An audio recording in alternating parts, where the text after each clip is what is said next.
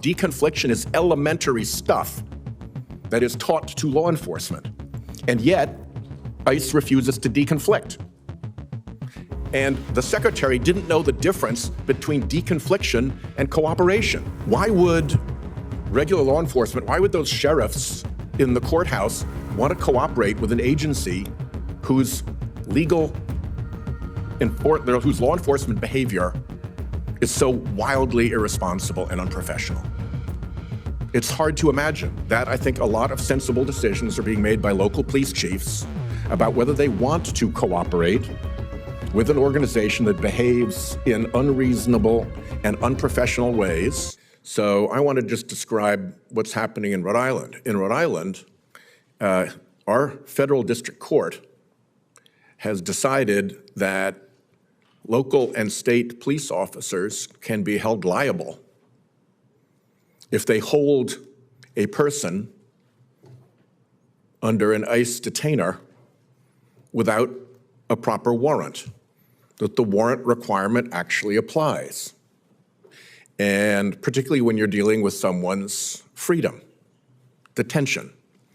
And that decision is not a fluke. It has been upheld by the United States Court of Appeals for the First Circuit.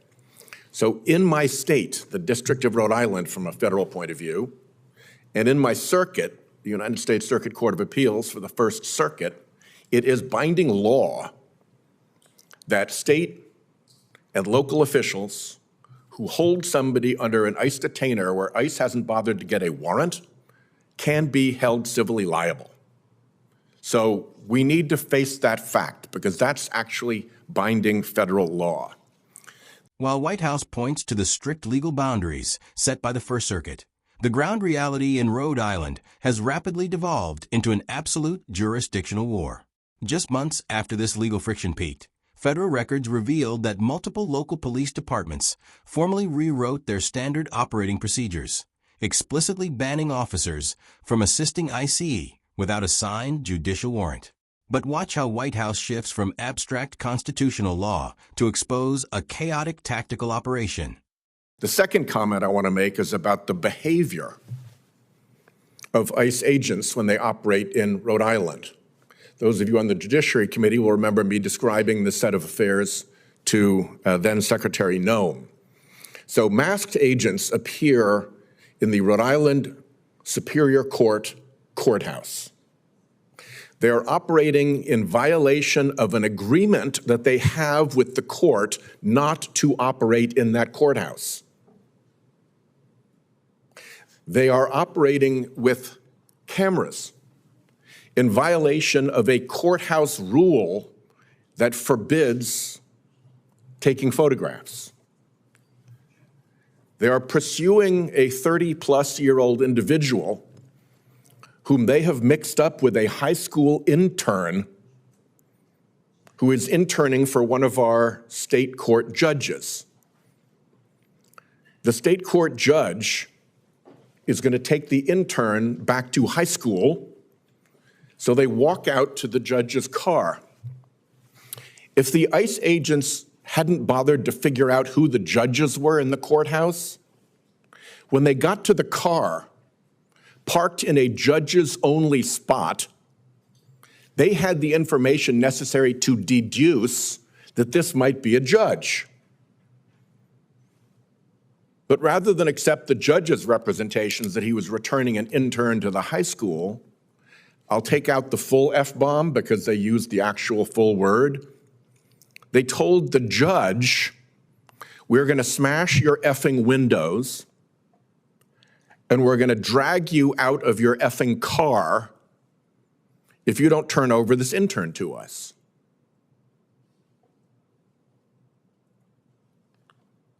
And then they grabbed the intern and they took him into another car for half an hour and figured out that the high school intern was not the 30-plus-year-old person they purported to be looking for.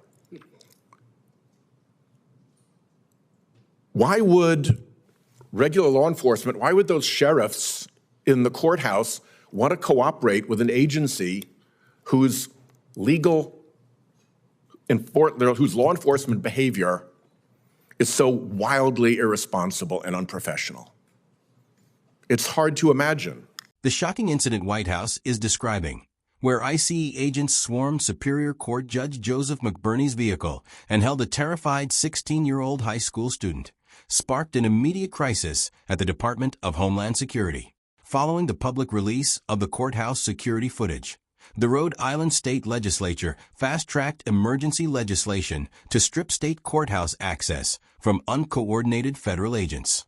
But watch how Whitehouse completely dismantles the administration's command structure over a fundamental law enforcement failure. And when I asked Secretary Noem about the problem of deconfliction, I think pretty much everybody in law enforcement understands what deconfliction is.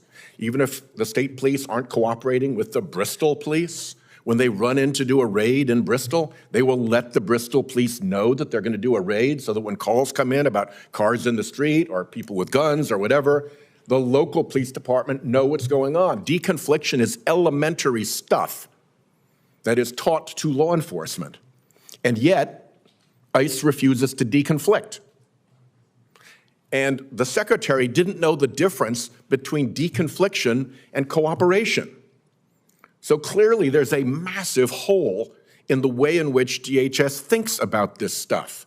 And it is in that environment that I think a lot of sensible decisions are being made by local police chiefs about whether they want to cooperate with an organization that behaves in unreasonable and unprofessional ways, that threatens judges with violence, and that refuses to even give them the courtesy of deconflicting when they're operating in their jurisdiction. The explosive fallout from this Senate Budget Committee session has fundamentally altered federal immigration enforcement protocols inside courthouse jurisdictions. The high-profile confrontation in late 2025, where federal immigration agents mistakenly swarmed Rhode Island Superior Court Associate Justice Joseph McBurney's vehicle, threatened to smash his windows, and wrongfully handcuffed his teenage high school intern, triggered a massive multi-agency collapse. In early 2026, following intense congressional scrutiny led by Whitehouse and Senator Jack Reed, the Department of Homeland Security issued a sweeping, restrictive directive. The administration was forced to officially reinstate strict, sensitive locations guidance, explicitly banning field agents from executing tactical apprehensions inside or immediately adjacent to state court buildings without direct, high-level written approval from the DHS director. When we dissect the actual mechanics of the hearing itself, Whitehouse's questioning targeted a profound operational fracture within the execution of executive branch immigration mandates. The core conflict rested on the distinction between administrative ICE detainer and a constitutionally sound, judicially signed arrest warrant. By weaponizing the First Circuit Court of Appeals precedent, Whitehouse successfully exposed a glaring legal liability. Local sheriffs and state police face direct personal civil liability if they hold an individual on an administrative whim rather than a proper warrant. His narrative of masked agents breaking local courthouse rules against photography and failing to execute elementary vehicle reconnaissance illustrated a pattern of institutional negligence. The second half of the cross-examination exposed a deep structural competency crisis at the highest echelons of the Department of Homeland Security. Whitehouse's indictment of Secretary Kristi Noem's inability to differentiate between day-to-day interagency cooperation and tactical deconfliction. The foundational law enforcement practice of notifying local authorities before running an armed raid to avoid accidental friendly fire or community panic underscored a severe management vacuum.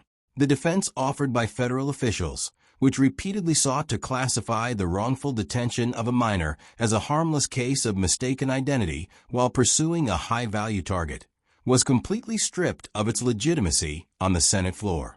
Ultimately, this entire confrontation symbolizes the fierce, ongoing battle over state sovereignty and federal enforcement boundaries under the current administration. To their defenders, the aggressive field maneuvers executed by ICE are framed as necessary, hard-charging tactics required to bypass hostile, non-cooperative local jurisdictions and secure public safety against dangerous targets.